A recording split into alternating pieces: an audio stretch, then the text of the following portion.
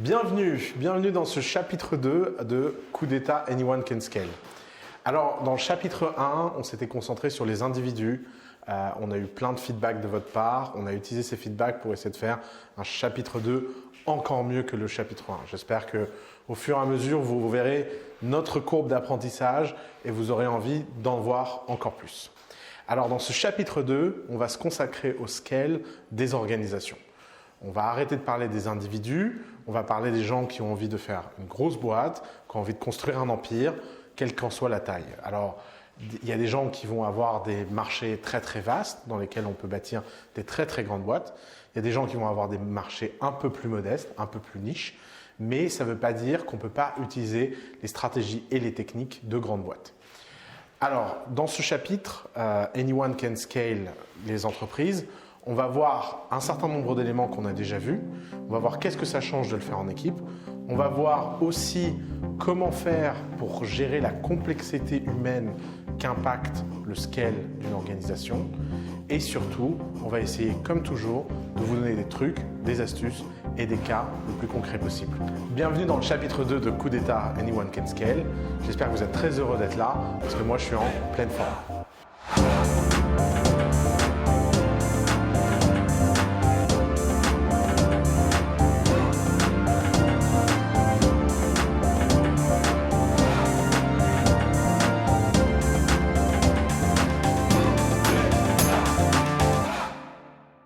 Dans le premier chapitre, on a déjà parlé de 3 aspects du scale qui sont hyper importants.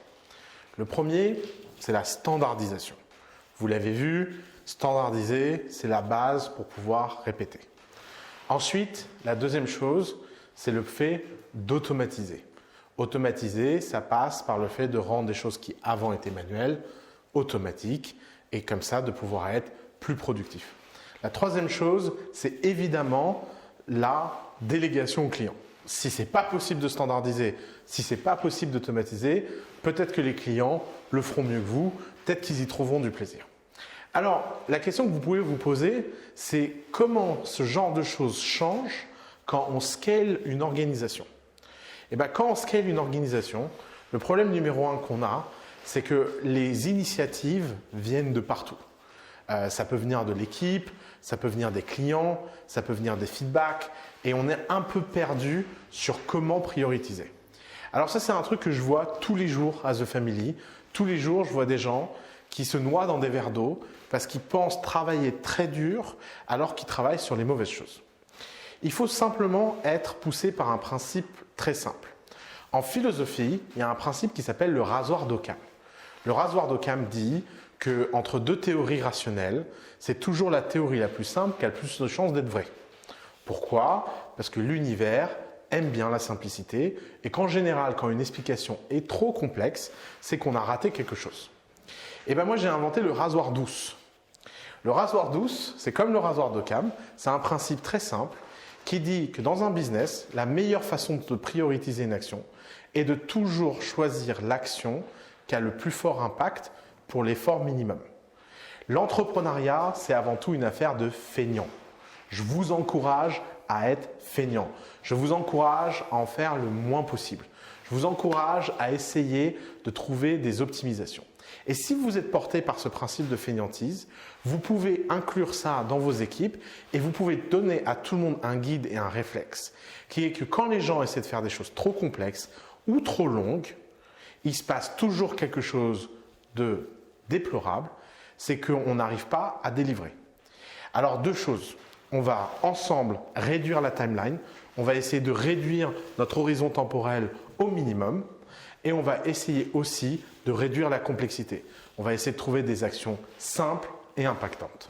Prenons le premier élément, la standardisation.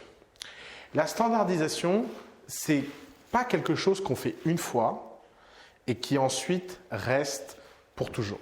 C'est un process. Et comme tous les process, ça a besoin d'être réinterrogé constamment.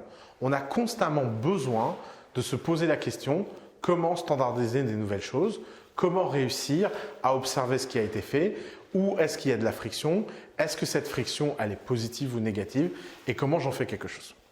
Alors, il y a un principe très simple sur le scale de la standardisation, c'est qu'il faut le plus vite possible pouvoir le déléguer à quelqu'un, mais ne surtout pas rendre tout le monde responsable de cette standardisation. Je m'explique. En général, dans un réseau et dans un network de gens, la complexité monte avec le nombre de membres. Plus vous avez de membres, et plus c'est compliqué. Donc, la communication entre deux personnes, il faut dire un message, le message revient. Ça va. Entre trois personnes, il faut que chacune de ces personnes, elle parle. C'est pour ça qu'on dit que dans une conversation, la complexité de cette conversation, elle est n factorielle. Alors, petit cours de maths, ça veut dire quoi? Si on dit 3 factoriel, ça veut dire 3 fois 2 fois 1. 4 factoriel, ça veut dire 4 fois 3 fois 2 fois 1. 5 factoriel, 5 fois 4 fois 3 fois 2 fois 1. Vous avez compris. 5 personnes, ça veut dire que le nombre d'interactions pour que tout le monde ait exactement le même niveau d'info, c'est 5 fois 4 fois 3 fois 2 fois 1. 5 fois 4, 20, fois 3, 60, fois 2, 120. 120 interactions pour qu'on ait la même qualité qu'une communication à deux personnes. Et ça, c'est terrible. Et c'est d'ailleurs ce que les organisations oublient. Le drame de la collaboration, c'est de croire que la scalabilité passe par la vie de tout le monde surtout. Non, il faut que vous ayez des responsables très clairs. Et la standardisation, c'est un métier. Vous devez, le plus rapidement possible, avoir un responsable de standardisation dans votre équipe, avoir quelqu'un dont le métier est de standardiser l'ensemble des process, d'observer les gens et de réussir à trouver des nouvelles opportunités de standardisation. La standardisation, je ne vais pas vous rappeler la philosophie, on l'a assez vu dans le chapitre 1, mais je vais quand même vous le redire, c'est pas mal, c'est même une condition nécessaire au scale. D'ailleurs, à chaque fois qu'on me dit qu'on n'aime pas la standardisation, je demande si on aime bien l'iPhone ou pas. L'iPhone est un exemple typique de standardisation personnalisable. Tout le monde a le même téléphone, mais personne n'a un téléphone similaire et identique. Et évidemment, le sujet pour vous aujourd'hui est de réussir à créer une organisation qui est capable de maintenir un très haut niveau de standardisation sans renier pour autant les capacités de customisation, de souplesse et de flexibilité dans l'équipe. C'est pour ça que vous avez besoin d'un owner. Vous avez besoin de quelqu'un qui est en charge. Alors ce quelqu'un, il a pour but de dire oui ou non aux grandes décisions de standardisation qui vont être prises par votre organisation. Évidemment, c'est une très grande responsabilité. Idéalement, si vous êtes plusieurs cofondateurs, c'est une responsabilité qui doit rester celle d'un cofondateur. Si vous êtes solopreneur, vous devez trouver quelqu'un de confiance à qui vous déléguez cette chose le plus rapidement possible. Comme toute délégation, il y a un process. Quand on délègue quelque chose, on doit admettre qu'au début, la personne va le faire un peu moins bien et que petit à petit, elle va apprendre à le faire de mieux en mieux.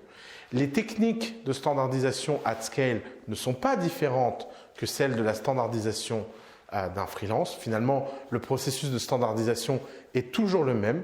La grande nouveauté quand il y a une équipe, c'est de définir clairement le rôle de chacun et de comprendre que la standardisation est une responsabilité absolument pas collective. Alors, ça ressemble à quoi un type qui standardise? Quand vous vous posez la question du scale, vous vous posez la question d'un réalisateur de film. Vous avez besoin d'imaginer qui va être dans quel rôle et vous avez besoin de savoir qui va pouvoir incarner au mieux le rôle. C'est un peu comme dessiner une grande œuvre, une grande peinture ou faire un grand film. C'est réussir à mettre les couleurs à l'endroit où il faut avec l'harmonie pour que l'ensemble soit cohérent. Je vais être un peu caricatural. La personne idéale pour aller standardiser, c'est quelqu'un qui aime simplifier les choses. Évitez les gens qui complexifient leur raisonnement, qui se noient dans un verre d'eau. Et c'est quelque chose qui, en interview, vous pouvez vérifier très simplement en demandant aux gens comment ils gèrent des situations simples de leur vie. Comment ils ont organisé leurs dernières vacances, comment ils organisent l'organisation d'un mariage ou d'un événement. Et vous verrez tout de suite si c'est des gens qui se perdent dans le détail ou est-ce que c'est des gens qui utilisent et ont un sens du détail qui n'est pas du tout un obstacle à leur envie d'efficacité. Parce que la standardisation, c'est quoi? La standardisation, ce n'est pas le fait d'ignorer le détail, ce n'est pas le fait d'ignorer que les choses peuvent être complexes. Non, la standardisation, c'est savoir faire des choix. C'est pour ça que la deuxième caractéristique très importante sur quelqu'un qui standardise dans votre équipe, c'est la capacité à faire des choix important, rapidement et sans se torturer. Une bonne standardisation, ça demande du leadership et ça demande d'être capable de prendre des décisions rapidement sans être noyé en permanence dans ses propres pensées et ses propres hésitations. Évidemment, ça veut dire quoi? Ça veut dire faire des erreurs. Et ça, c'est la troisième chose à regarder chez quelqu'un qui est responsable de votre standardisation. C'est est-il capable d'écouter le feedback de la data? Est-il capable d'observer ce que les gens font? Et est-il capable de voir quand quelque chose a été raté ou pas en chemin? Autour de ces trois piliers, si vous avez quelqu'un qui a le sens du détail et qui aime le produit, vous avez votre monsieur standardisation. Alors, la standardisation est en général tout ce qui est qu'on va appeler côté produit. L'autre façon d'appeler la standardisation, c'est de parler de productisation. Déléguer le produit, c'est quelque chose qui peut être extrêmement douloureux pour un CEO. Mais c'est hyper important de comprendre qu'on ne peut pas être responsable du produit et aussi responsable de la maintenance et aussi responsable de l'extérieur et aussi responsable des levées de fonds, etc. Donc il y a un moment, il faut grandir sur ces sujets-là et se rendre compte que la meilleure chose qui puisse arriver à votre entreprise, c'est que quelqu'un considère votre produit comme son bébé. Alors pourquoi je parle de standardisation plutôt de produit? Parce que je veux vous forcer à comprendre que le scale nécessite une vue produit qui transforme des tâches qui sont habituellement personnalisables en une tâche standard qui peut justement être réalisée par un produit. Effectivement, quand on parle de productisation, on parle en fait de standardisation. Et standardisation, c'est un mot un peu qui nous met mal à l'aise. Parce que derrière l'idée de standardisation, il y a un certain nombre de choses qu'on refuse. D'ailleurs, les plus grands standardiseurs du monde sont des gens qui ne parlent jamais de standardisation. Au contraire, ils parlent d'empowerment, de personnalisation, etc. Mais ce que j'aimerais qu'on fasse, nous, là, à Coup d'État, et ce que j'essaie de faire tous les jours avec les entrepreneurs, c'est justement d'être au-delà des clichés, de ne pas sombrer dans ces clichés et de réussir à comprendre qu'il y a des choses par lesquelles on doit passer et qui sont des choses positives. Donc, standardisation égale produit et délégation égale empowerment. Vous avez besoin de donner une partie de votre pouvoir à des gens qui se sentent aussi responsables que vous. Et si vous n'êtes pas capable de créer ce sentiment de responsabilité et si votre peur vous empêche de faire ça, alors vous n'arriverez pas à scaler. Le scale, ça passe par la confiance. Et faire confiance à quelqu'un, c'est aussi faire confiance aux choix qu'on fait. Si vous vous êtes trompé, évidemment, il faut prendre des décisions adéquates et il faut changer. Si vous avez pris un product owner qui n'est pas le bon product owner, ça ne fonctionne pas. Mais vous devez comprendre qu'aucune organisation ne scale avec un CEO qui passe 90% de son temps à faire du produit. Parce que la complexité d'une entreprise et l'ensemble des tâches nécessaires à son accomplissement dépassent de très loin simplement le fait de faire un bon produit. Faire un bon produit, c'est le centre de l'expérience. Quand vous êtes un fondateur au début de votre startup, c'est hyper important. Mais il y a toujours un moment où le scale nécessite que vous arrêtiez de faire le produit vous-même et que vous confiez cette tâche de standardisation à quelqu'un d'autre. Alors, ce qui est intéressant dans la standardisation, c'est que le front-end et le back-end s'immergent. Dans une bonne boîte, les gens responsables du produit client sont aussi responsables de créer la standardisation en back-end. Pourquoi? Parce qu'il doit y avoir un continuum logique entre les deux. Ce n'est pas possible de confier à des gens l'interne et à des gens l'externe. Un bon dashboard, il est fait par des gens qui connaissent le métier et qui connaissent le business et qui connaissent le process. Sinon, le dashboard est super artificiel et ne comprend pas les datas que vous avez besoin pour être opérationnel. Prenons un premier exemple, celui qui me concerne. As the Family. As the Family, on est dans un milieu où finalement, on ne cherche pas trop à scaler. Mais on a quand même des problématiques de scale. Une de ces problématiques, c'est la création de Coup d'État. Alors, la création de Coup d'État, ça passe par une première délégation, une première standardisation, qui est comment transformer l'accompagnement personnalisé de The Family, qui est un accompagnement de boîte de services qui ne scale pas, en un accompagnement standard qui fonctionne par vidéo et qui est un produit qu'on peut consommer. Cette délégation, elle est passée par le fait de faire confiance à Valentin, que vous connaissez tous. Cette confiance, elle s'est faite en 3 étapes. La première étape, c'est de faire confiance à Valentin sur une première version, une itération, pour montrer qu'est-ce que Coup d'État pourrait être dans son relancement. Confier un rebranding, un relaunch, lorsque vous déléguez quelque chose, c'est pas mal de donner à la personne l'opportunité de faire une nouvelle version. Même si une nouvelle version n'est pas nécessaire. Alors, dans le cas de Coup d'État, ça l'était. Ça faisait 4 ans que c'était au grenier. Mais imaginons que nous travaillons sur Coup d'État intensément, en permanence à The Family, qu'on décide de déléguer ça à Valentin. Laisser la liberté de faire une nouvelle version, c'est une très bonne façon de tester la personne, de voir si la personne se l'approprie. Pensez à cette citation qui m'obsède. Les grands artistes copient, les génies volent. Un bon product owner est avant tout un voleur. Coup d'État a été volé par Valentin. Il m'a volé Coup d'État. Il m'a pris Coup d'État et il en a fait ce qu'il avait envie. Et cette distance que j'ai aujourd'hui avec Coup d'État, c'est une distance que vous devez vous avoir avec votre propre produit. Deuxième chose, c'est qu'une fois que cette première itération est faite, ce premier test, et que vous êtes en confiance, commence la deuxième étape de cette délégation, dans le cas de Coup d'État, qui a été de laisser Coup d'État devenir autre chose que la vision qu'on en a imaginée. Coup d'État, à la base, c'est un Netflix de l'entrepreneuriat, c'est du contenu, c'est le marché de l'entertainment, c'est un marché qui me plaît. Mais c'est quelque chose qui n'est pas suffisant pour l'équipe Coup d'État. L'équipe Coup d'État a envie d'aller plus loin. Et la standardisation, ça permet de découvrir quoi?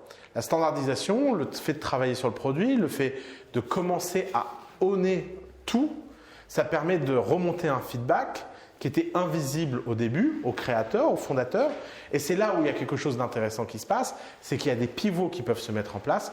Et c'est un peu ce qui est en train de se passer aujourd'hui avec Anyone Can Scale, avec Break the Game, avec le fait que Coup d'État est en train de devenir une plateforme qui concerne tous les entrepreneurs et qui a pour but de les accompagner dans l'action et pas simplement le samedi soir quand vous êtes devant votre télé à écouter ma très douce voix vous parler en permanence. Donc le contenu c'est bien, mais ce contenu doit être dans l'action. Et ça, c'est une nouvelle étape dans le produit. Et cette nouvelle étape dans le produit passe justement par le fait de tester des nouvelles choses. Et puis la troisième étape, c'est celui du lâcher prise. Il faut apprendre à devenir client de votre propre entreprise. Moi, je suis un client de Coup d'État. C'est finalement la façon la plus simple de rester connecté. C'est très contre-intuitif, mais je vais vous expliquer un secret. Si vous êtes du côté interne des process dans votre propre entreprise, vous perdez le sentiment d'être client et vous perdez l'expérience réelle. Pourquoi? Parce que devant vous, les gens vont toujours se comporter comme s'ils sont en mode examen. Si vous allez dans trop de meetings de product review, ou vous vous impliquez trop, vous micromanagez, les gens vont toujours être en alerte, vont jamais se détendre. Alors que si vous êtes un simple consommateur de votre entreprise et que vous apprenez ce lâcher prise, qui est, je sais, très contre-intuitif, eh ben, vous allez voir les vrais problèmes. Vous allez voir vraiment ce qui ne va pas et vous allez le voir avec l'œil le plus intéressant, c'est celui du client. Et j'ai observé énormément de grands capitaines d'industrie. Ils ont cette capacité incroyable à être les clients de leur propre entreprise. Et être client de sa propre entreprise, c'est la meilleure façon de garder un niveau de qualité hyper élevé parce que l'exigence, elle sera au bon endroit, elle ne sera pas sur la méthode, elle sera sur le résultat. Par exemple, il y a une autre série assez sympa, pas aussi sympa que Anyone Can Scale, mais qui s'appelle Abstract, que vous pouvez regarder sur Netflix. Et par exemple, dedans, il y a l'exemple du nouveau Head of Design de Instagram qui raconte que sa première mission a été de pouvoir redesigner Instagram de zéro. C'est hyper important de laisser aux gens la possibilité de concevoir leur propre bébé pour se sentir responsable du développement de cet enfant. D'ailleurs, dans cet épisode, la petite anecdote marrante, c'est qu'ils installent une salle de conférence avec les vitres opaques pour pas que le CEO puisse voir ce qui se passe dedans. Et le designer en chef dit au CEO, tu ne rentres pas tant que c'est pas fini, parce que sinon tu vas trop me casser les burnes. Et ça, c'est un très bon exemple d'ownership at scale. Si vous faites confiance à quelqu'un, il faut lui laisser l'opportunité. Ça peut aussi vouloir dire qu'il peut y avoir un gros raté. D'ailleurs, vaut mieux que ce gros raté arrive tout de suite dans ce process-là, plutôt que dans un processus continu et lent. Si cette nouvelle version, imaginons un monde dans lequel Valentin ait fait une première version du relaunch de Coup d'État qui nous fasse honte, on aurait arrêté. Et on aurait arrêté à ce moment-là. Parce que c'est tellement un gros enjeu qu'on évalue tout de suite la personne face à un challenge géant. Donc une bonne règle quand vous déléguez à quelqu'un, c'est mettez la barre haute, mais laissez le temps des erreurs et laissez le temps de l'adaptation. Maintenant, parlons des robots. Les robots et l'automatisation, c'est le sujet à la mode. On l'a déjà vu dans le chapitre 1 de Coup d'État. C'est un outil hyper important pour le scale. Alors, l'automatisation, c'est l'inverse de la standardisation en termes de délégation. Pourquoi? Parce que vous ne pouvez pas avoir un chef de l'automatisation. La différence entre la standardisation et l'automatisation, c'est que la standardisation, c'est un processus de décision centralisé, alors que l'automatisation, c'est une culture. Et une culture, ça doit ruisseler dans l'ensemble de votre organisation. Si vous voulez vraiment avoir une boîte extraordinaire, vous devez avoir une boîte dans laquelle tout le monde prend au sérieux le fait d'automatiser son travail. Et cette culture, vous devez l'instiller le plus tôt possible et vous devez vous-même montrer l'exemple. Comme toutes les créations de culture, l'automatisation, c'est quelque chose qui passe par 3 étapes très simples. Quand on veut créer un élément culturel, il y a 3 étapes simples à respecter. Étape 1, il faut montrer l'exemple. Si vous dites « ma culture, c'est de faire attention à tous les centimes » et que vous voyagez en jet et allez dans des grands restaurants avec la carte de la boîte toutes les semaines, ça ne marche pas. Vous n'êtes que ce que vous faites et vous n'êtes que ce que vous montrez.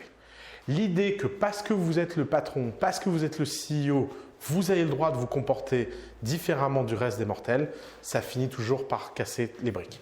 Je vais vous raconter une petite anecdote que j'ai apprise cette semaine qui ne va pas durer très longtemps mais qui me fait rire. Le CEO de WeWork a voulu créer une politique dans laquelle personne n'a le droit d'expense de la viande pour aller sauver la planète. Mais évidemment, lui, il expense de la viande et il va manger des steaks. Ça, c'est pas possible que ça ne crée pas des tensions, du ressentiment, de la parole et de la défiance.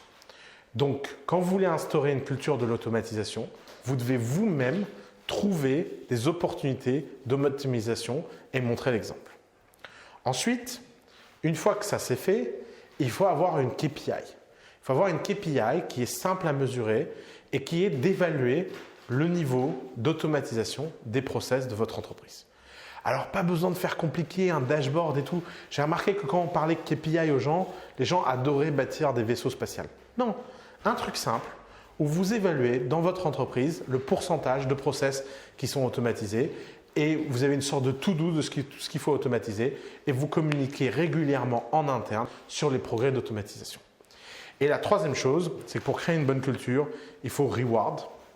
Et donc, il faut reward les gens qui participent à ça. Alors, je vais vous donner un exemple très concret que j'adore, qui me fascine. Alors, je sais que c'est une entreprise dont il ne faut pas trop parler en ce moment. Facebook, c'est devenu les grands méchants vilains. Mais Facebook, ils ont fait des trucs très bien. Et par exemple, ils ont une tradition à Facebook qui est de promouvoir les gens qui tuent leur job. Je vous explique comment ça marche. Vous arrivez chez Facebook et on vous confie une tâche. On vous dit, vous êtes ingénieur de ci, ingénieur de ça, responsable de ci ou responsable de ça. Si vous trouvez un moyen de supprimer votre boulot par un process d'automatisation, vous êtes automatiquement promu dans la grille de salaire et la grille de responsabilité. Et donc, au lieu d'avoir peur de se faire tuer son job par l'automatisation, ils ont créé une culture qui reward le fait d'automatiser un process. Et ça, c'est extraordinaire parce que ça montre l'exemple, les managers le font eux-mêmes et ils créent des nouvelles opportunités, ça récompense et ça se diffuse. Et ça, c'est exactement ce que vous avez besoin de faire pour passer l'automatisation du scale. Alors, ça veut dire un investissement sur des choses qui ne sont pas faciles. D'abord, il y a un investissement dans les outils. Dans Coup d'État Anyone Can Scale saison 1, on vous a beaucoup parlé des outils que vous pouviez utiliser dans le cadre d'une automatisation. Valentin vous a montré des choses à faire, etc. Ça, très bien. Mais ce n'est pas suffisant. Ce que vous avez besoin de faire, c'est que tout le monde dans votre organisation soit formé à ça. Et vous devez y passer du temps. Et vous devez prendre du temps pour montrer aux gens comment faire des choses. Alors évidemment, tout le monde ne va pas être au même niveau, mais si tout le monde a l'obsession de se dire que chacun dans son coin il optimise son travail En l'automatisant, l'ensemble de votre organisation va devenir de plus en plus efficiente. Un autre exemple un peu moins radical que celui de Facebook, PayFit par exemple organise très souvent des hackathons en interne où le but est d'automatiser pour les clients des process qui aujourd'hui sont manuels et PayFit reward les gens qui pendant les hackathons produisent les idées les plus inspirantes pour le reste de l'entreprise. Vous avez plein de façons de faire at scale pour susciter l'envie d'automatiser. La deuxième chose, c'est qu'après avoir formé les gens, il faut aussi vérifier que l'automatisation n'est pas esthétique. Alors je m'explique. Par exemple, récemment, dans mon équipe, il m'est arrivé un truc, alors il nous arrive plein de trucs quand vous avez une équipe. Quelqu'un est venu m'expliquer qu'il avait automatisé une tâche qu'il était en train de faire. Et je me suis rendu compte que faire cette tâche, c'était 1 heure, automatiser, c'était 1 journée, et qu'il avait mis une journée à automatiser quelque chose qu'il aurait pu faire manuellement en 1 heure. Il y a énormément de tâches qui n'ont pas besoin d'automatiser. Il y a énormément de tâches où ça coûte moins cher de demander sur un site comme Upwork à quelqu'un en Inde, en Thaïlande, de le faire à la main que d'essayer d'automatiser la tâche. Donc soyez intelligents et n'allez pas automatiser des choses qui n'ont pas besoin d'être automatisées. Et ça passe par une culture du reward, du retour sur investissement. Parce que quel est le problème? C'est qu'à partir du moment où vous dites dans une organisation, par exemple à The Family, que vous êtes heureux quand les gens automatisent leur travail, les gens vont avoir tendance aussi à automatiser des choses qui ne servent à rien. C'est pour ça qu'il ne faut pas perdre de vue la KPI du retour sur investissement. Là, à ce moment-là, on va diviser les entreprises en 3 grandes catégories. Il y a d'abord les entreprises de geeks, où le CEO a depuis tout petit programmé, c'est un nerd, il a l'habitude d'automatiser des choses, il sait coder, etc. Alors ces entreprises, je vous encourage à une chose et une chose simple, c'est de ne pas perdre cette culture et de comprendre que vous avez un avantage sur les autres entreprises extraordinaire. Si vous arrivez à allier cette passion du coding et cette passion de l'automatisation avec un vrai sens client et un bon business sens, qui savoir qu'est-ce qui est utile et qu'est-ce qui n'est pas utile, et d'être vraiment très pragmatique, donc être plus hacker que ingénieur. Si vous avez cet esprit de pirate efficace, où vous allez chercher le trésor, vous pouvez créer une organisation hors du commun. D'ailleurs, nous, à The Family, on adore les hackers. Le hacker spirit, c'est un peu qui on est et on aime cette culture et on aime les CEO qui ont cette culture. Alors, évidemment, la culture du piratage, la culture du hacking, ça prend des années. Ce n'est pas du jour au lendemain qu'on devient un hacker. Maintenant, tout s'apprend et vous pouvez tous faire ce chemin. Mais comme je vous l'ai dit, pour créer une culture, il faut d'abord montrer l'exemple. Si vous vous sentez nul avec les outils, etc., eh ben vous faites tout ce qu'il faut faire pour plus l'être. Prenez 2 heures de cours de soir s'il faut. C'est un peu comme, imaginez que pour votre business, vous avez besoin de parler anglais parce que vos clients sont anglais. Qu'est-ce que vous allez faire? Vous allez regarder vos séries Netflix sans sous-titres, vous allez parler tous les jours anglais avec des gens, vous allez mettre dans votre vie l'anglais. Vous allez essayer de rencontrer des gens en week-end, en vacances, dans des pays anglophones. Parce que si vous n'êtes pas au niveau, vous voulez atteindre le niveau et la façon la plus simple d'atteindre le niveau, c'est de mettre ça dans votre vie. Et bien, c'est un peu la même chose avec l'automatisation.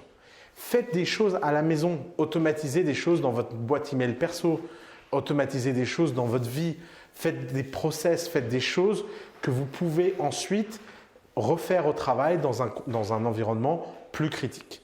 Et en montrant cet exemple et en donnant du temps aux gens pour faire ça, vous pouvez. Alors, le cas le plus extrême, c'est le fait de consacrer des journées à ça, où tous ensemble, les gens un peu plus avancés, les gens un peu moins avancés, on se donne tous comme objectif d'automatiser quelque chose.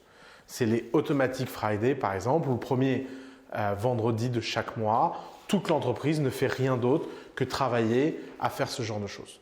Mais j'insiste, comprenez quelque chose de très simple. Il y a une guerre entre les boîtes qui savent automatiser et les boîtes qui ne savent pas automatiser.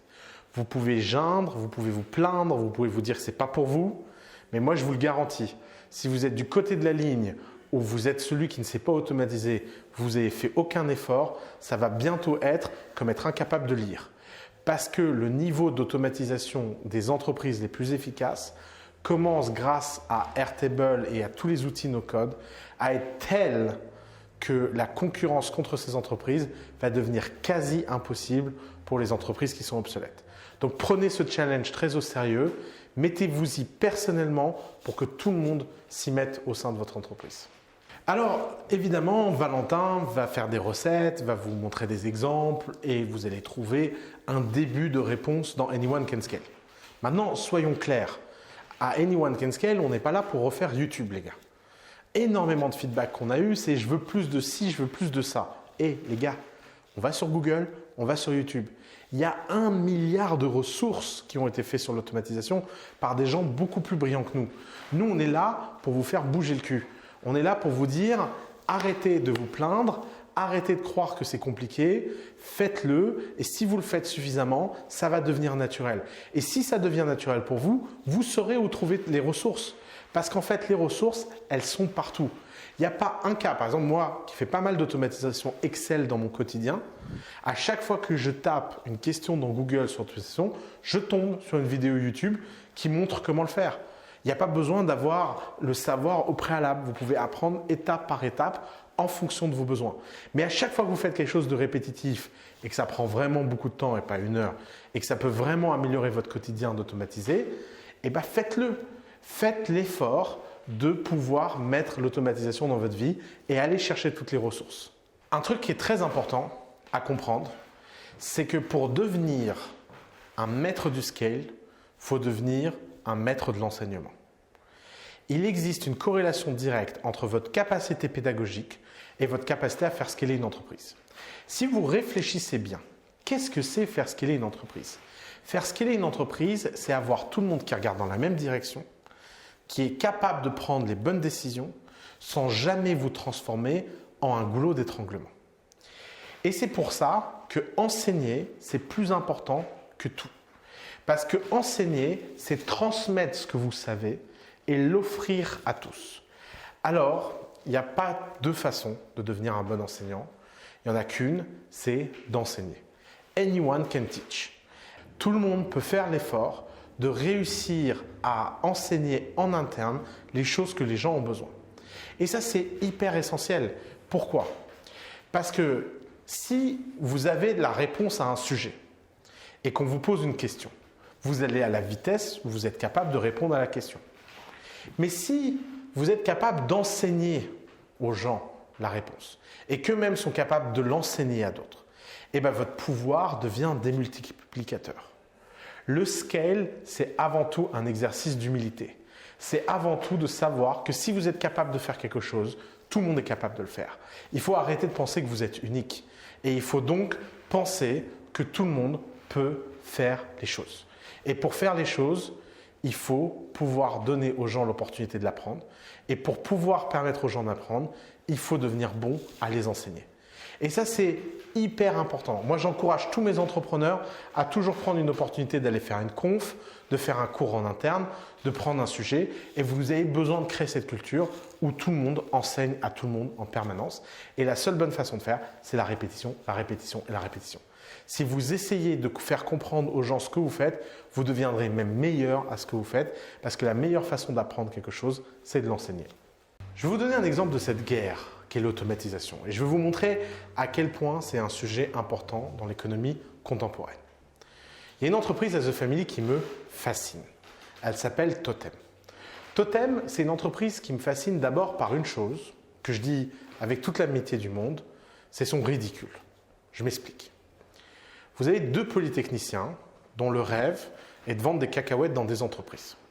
D'ailleurs, quand ils étaient à l'école polytechnique, leur prof leur a dit « Les gars, vous n'avez quand même pas créé cette boîte, vous n'avez pas fait Polytechnique pour aller vendre des cacahuètes et des pistaches. » Mais ce que j'aime chez Raphaël de Laverne, c'est son sens de l'humour. Raphaël, il n'a pas d'ego. Il n'est pas là pour faire quelque chose qui a l'air sérieux. Il n'est pas là pour faire quelque chose qui a l'air prestigieux. Il est là pour faire un super business et un business qui tourne. Et il s'est rendu compte qu'il y avait une opportunité dans toutes les entreprises qui était d'installer un endroit cafétéria et snacking qui soit meilleur que la base. Alors, vous allez me dire, elle est où l'automatisation? Il suffit de mettre des cacahuètes, c'est bon. Mais qu'est-ce qui se passe quand on se pose la question de mettre les cacahuètes 10 fois plus vite que tout le monde, à des endroits plus incroyables et le plus rapidement possible avec le moins de coûts possible? Vous pouvez le faire comme tout le monde, avec le même taux de marge. Mais vous pouvez aussi le faire de façon étonnamment processée et étonnamment efficace. Totem a poussé l'automatisation de la gestion de stock, de l'approvisionnement, de la gestion d'entrepôt. Ils ont créé leur propre back-end maison qui leur permet de suivre et de traquer l'ensemble des gens qui vont installer les snackings. À tel point qu'aujourd'hui, leur productivité sur le marché est dingue et leur taux de rentabilité est supérieur à l'ensemble des autres acteurs. Vous voyez, c'est ça la suprématie du produit. La suprématie du produit, c'est de pouvoir aller automatiser des choses qui coûtent de l'humain aux autres. Et si ça vous coûte 10% de moins, 20% de moins, 30% de moins, c'est 10, 20 ou 30% que vous pouvez investir dans votre communication, que vous pouvez investir dans votre coût d'acquisition, que vous pouvez investir dans votre croissance et vous pouvez donc croître beaucoup plus vite que tout le monde sur le marché. Et chez Totem, ce qui est fascinant, c'est que cette ambition, cette obsession, elle est présente depuis le premier jour. Au début, c'était des Excel mieux que tous les Excel. Ensuite, c'est devenu un back-end web.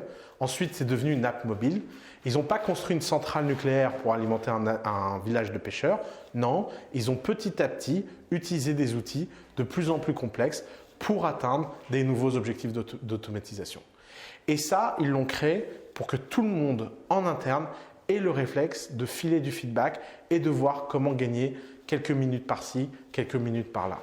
Si on peut automatiser pour vendre des cacahuètes, Totem nous a montré que c'était possible, on peut le faire pour tout. Évidemment, vous pourriez vous dire, oui, mais c'est ce que tous les logisticiens font. Mais ce qui est fou chez Totem, c'est qu'on ne parle pas simplement d'optimiser la logistique. On parle d'optimiser l'approvisionnement, on parle d'optimiser les décisions de prix, on parle de donner aux clients des outils pour automatiser le feedback, l'approvisionnement, le choix. On donne des outils aussi aux clients pour créer du lien chez lui, dans son entreprise et impliquer l'ensemble des salariés dans le choix de qu'est-ce qu'il y aura à la cafétéria Totem. Vous voyez, c'est une vision qui dépasse de loin le simple approvisionnement en produits. C'est quelque chose qui vient irriguer l'ensemble de la chaîne de valeur. Quel est le plus grand obstacle de l'automatisation? Si on met de côté le savoir-faire. Imaginons une entreprise où les gens savent faire. Pourquoi on n'automatise pas plus vite? C'est ce qui se passe à The Family, c'est ce qui se passe à Coup d'État, c'est ce qui se passe dans toutes les entreprises de l'univers The Family. C'est très dur de prioriser le futur par rapport à l'urgence du présent. Le manuel a cet avantage d'avoir un résultat immédiat. Quand on a besoin d'automatiser quelque chose, il faut prendre le temps de s'arrêter et il faut donner au temps le temps de produire son résultat. Et c'est frustrant parce qu'on n'a déjà pas le temps. C'est pour ça que je vous encourage le plus possible à dédier des plages horaires fixes pour l'optimisation. L'optimisation ne devrait pas être un processus continu, ça devrait être une contrainte comme le sport, dormir et manger. Mettez au sein de votre organisation des rituels. La ritualisation de votre entreprise est une arme pour le scale. On va introduire cette notion qui est de créer des rituels. La différence entre le scale individuel et le scale collectif, c'est que le scale individuel passe par l'autodiscipline et la conviction. Le scale collectif passe par la ritualisation. Et c'est quoi un bon rituel? Un bon rituel, c'est un message clair, un objectif simple et un temps dédié. On va à la messe le dimanche, on fête son anniversaire, on a son baptême. Vous voyez, c'est des moments de temporalité. Et l'automatisation, ça passe par le fait de créer des rituels en interne. Prenez du temps collectif dédié à ça et vous verrez que vous ferez beaucoup plus de progrès qu'espérer le faire en continu quand l'envie vous vient.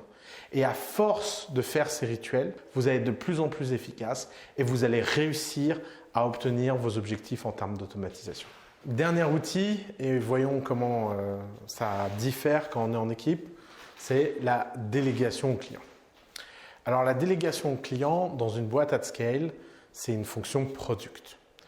L'avantage, c'est que quand on scale une organisation, on peut spécialiser des gens dans l'entreprise Et un peu comme la standardisation, la délégation au client devient la responsabilité d'un product owner et d'une équipe. Alors, ce qui est intéressant dans la délégation au client, c'est que ça demande des qualités un petit peu différentes de la pure standardisation. Je m'explique. Lorsque vous pensez à un produit, vous voulez contraindre l'utilisateur et vous voulez que l'utilisateur vous donne les informations de façon standard. Mais lorsque vous voulez créer une communauté, vous avez besoin de comprendre les incitations économiques de la communauté. Alors, les gens qui ont fait ça le plus extraordinaire, c'est évidemment les réseaux sociaux qui nous ont tous transformés en journalistes, commentateurs, etc. Mais même eux, ils n'ont pas réussi à transformer tout le monde. At scale, la délégation aux clients, ça passe aussi par le fait qu'une majorité de clients peut vivre un process un peu plus passif. Je m'explique. Sur Facebook, 1% des gens créent, 9% commentent, 90% lisent en silence. Le but de Facebook étant d'engager tout le monde, ils ont créé le bouton like, etc. Mais même les likes, regardez dans votre entourage tous les radins du like qu'on a, tous ces gens qui regardent tout, consomment tout, mais le like jamais, parce qu'ils ont l'impression que c'est un endorsement, que c'est un avis qu'ils donnent ou une volonté beaucoup trop importante par rapport à leurs besoins et leurs soucis de privacy. Ils ne veulent pas qu'un Facebook sache ce qu'ils aiment et ce qu'ils n'aiment pas. Évidemment, Facebook, c'est un cas extrême de délégation aux clients. Mais comme Facebook, vous avez besoin de structurer vos clients en plusieurs catégories. Vous avez besoin d'un product owner qui a un petit groupe de gens extrêmement fans et qui sait qu'il peut leur demander plus de choses. C'est les fameux 1% qui créent. Et toujours penser en termes de mécanisme design. Quel est l'intérêt des gens? Pourquoi les gens font quelque chose?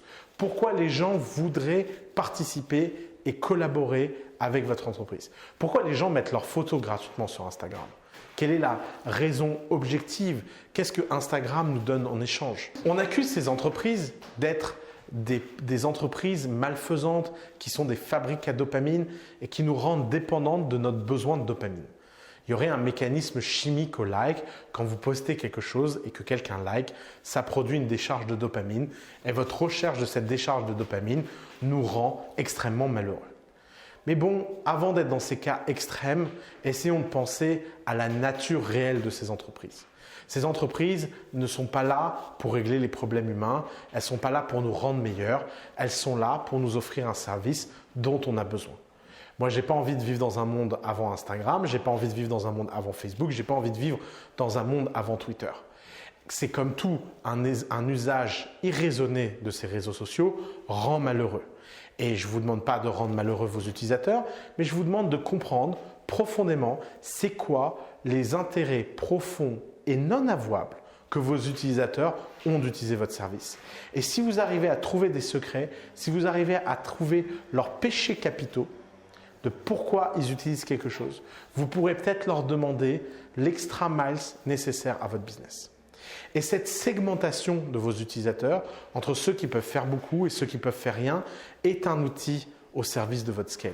Pour bien penser une entreprise at scale, il faut penser qu'est-ce que je peux demander à qui et d'être capable de segmenter de façon dynamique l'ensemble de votre base d'utilisateurs. Ça repose sur l'observation, ça repose sur la data. Cette dernière partie est sans doute la partie la plus data-driven de votre entreprise. Vous devez apprendre à lire les data, collecter la data et savoir comment rendre cette data opérationnelle. Et vous avez besoin, encore une fois, d'en faire une tâche collective. Pourquoi? Parce que ce ne sera pas le travail d'une personne, mais dans ce cas-là, ce sera le travail d'une équipe. La standardisation, c'est la décision et le call d'une personne. L'automatisation, c'est le travail de tout le monde. Le fait de faire travailler les utilisateurs, c'est le travail de plusieurs équipes en parallèle dans une organisation qui scale. Alors, comme la standardisation, la délégation au client, c'est un autre aspect de la productisation.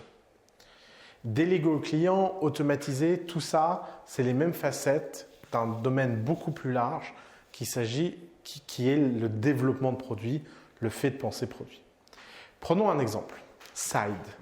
Side, c'est une entreprise de The Family qui est une agence intérim. C'est régulé comme une agence intérim, ça fait le travail d'une agence intérim et pourtant, ça dépense par mission beaucoup moins d'argent qu'une agence intérim. Pourquoi? Parce qu'ils font travailler les clients et ils font travailler les intérimaires. Side, leur obsession, c'est d'être le moins possible un goulot d'étranglement. Comment ils font ça? Ils font ça en donnant une app mobile à leurs intérimaires et ils font ça en donnant un dashboard à leurs clients entreprises. Et à leurs clients entreprises, ils essayent de donner le maximum. Et le maximum, ça passe par quoi? Ça passe par avoir tous les outils nécessaires pour pouvoir prendre des décisions sans avoir besoin de contacter un chargé clientèle de site. Et la KPI que Side essaie de suivre, c'est combien de missions match sans aucune intervention humaine. Cette obsession de la productisation, elle se reflète dans la délégation client, qui chez Side est d'un côté les intérimaires et de l'autre les entreprises qui utilisent leurs services. Alors évidemment, cette productisation, c'est une équipe. Vous avez besoin d'un product owner. Quelle est la petite subtilité entre la standardisation et la délégation client? C'est que la standardisation a besoin d'une cohérence globale. C'est pour ça que vous avez besoin d'un décisionnaire unique qui est en général le chef de l'équipe produit. Parce qu'il a besoin d'avoir toute l'information sur quelles sont les décisions de standardisation qui ont été prises. Par contre, la délégation client, c'est quelque chose qui peut fonctionner en squad. Vous pouvez avoir des équipes qui testent des choses et vous pouvez même avoir des versions concurrentes de votre produit. Pour reprendre un produit que j'affectionne énormément, Facebook, qui est un peu vintage maintenant, Facebook a des équipes produits qui travaillent sur des versions concurrentes de Facebook. Et au fur et à mesure que vous scalez, vous êtes capable de tester des versions de plus en plus élaborées et simples de votre produit et vous êtes capable de tester des versions de plus en plus différentes et fragmentées en fonction de vos segments utilisateurs. Le scale, ça ne passe pas par le fait de faire la même chose pour tout le monde. Ça, c'est l'illusion. Le scale, ça passe aussi par être capable de créer des micro-versions de votre produit qui ne portent pas de noms différents, qui n'ont pas de marques différentes, qui sont invisibles pour l'utilisateur et qui lui donnent le sentiment que le produit a été pensé pour sa niche, son segment, son utilisation. Donc vous l'avez vu, j'ai beaucoup insisté sur le fait que ces trois outils du scale, quand on passe du scale individuel au scale collectif, ça implique un certain nombre de changements au sein d'une organisation. C'est ce qu'on appelle the organizational behavior. C'est comment designer une organisation qui fonctionne correctement. Et ça va être le sujet du prochain épisode. J'espère que cet épisode vous a plu. N'hésitez pas à laisser vos petits commentaires et on se retrouve dans l'épisode suivant pour parler de comment faire en sorte que son organisation soit efficace et comment adapter à toutes les étapes du scale l'organisation de son entreprise.